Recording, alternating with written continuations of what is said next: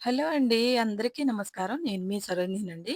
తెల్లవారుజామునే పావుతక్కువ 4 గంటలకు లేచానండి ఈరోజు మాత్రం. ఇంకా లేచి ఇంకా ఊడ్చుకోవడం, చల్లుకోవడం ప్రతిరోజు రొటీనేనండి. కానీ ప్రతిరోజు ఒక సరికొత్తగా చూసుకోవాలండి మనం రోజుని. అది పొద్దున్నే లేస్తాం. అది భగవంతుడి దయ అండి మనకి. మనం పడుకుంటాం. లేచి ఇవన్నీ పనులు చేసుకునేదాకా మనకు తెలియదు కదండీ! అందుకే ప్రతిరోజు కూడా ఉదయాన్నే కొత్తగానే చూడాలండి.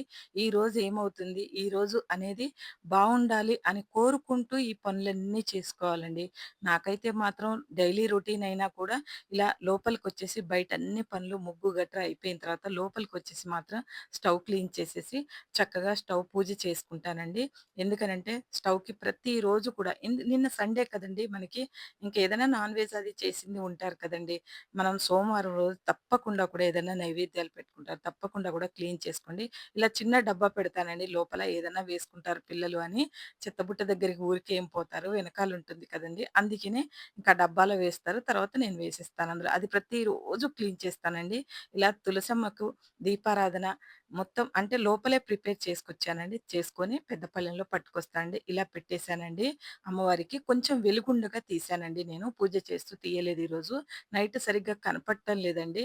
అందుకనే ఇంకా వెలుగులో కొద్దిగా మీకు తీసి ఇలా స్టవ్ పూజ అయితే పొయ్యి పూజ చేసుకున్నానండి. పొయ్యి పూజ చేసుకొని టీ పెట్టిన వీడియో మాత్రం మీకు పెట్టానండి. ఎందుకనంటే కాస్తో కూస్తో నా టీ బావుంటుందో లేదో మీరే చెప్తారండి. అందుకనే పెట్టానండి. మా వాళ్ళు కూడా తాగుతారు ప్రతిరోజు. కానీ టీ అనేది ప్రతి ఉదయం అండి మనకి అది తాగేటప్పుడు ఏదైనా చిన్న బాధలు ఇంట్లో ఏదన్నా భర్త, భార్యకి ఏదొచ్చినా కూడా టీతో కొంచెం సాల్వ్ అవుతాయి పొద్దున పూట. సంతోషంగా ఇద్దరు కలిసి టీ తాగండి. కొద్దిగా మాట్లాడుకోండి. అయన్నీ సాల్వ్ అవుతాయి.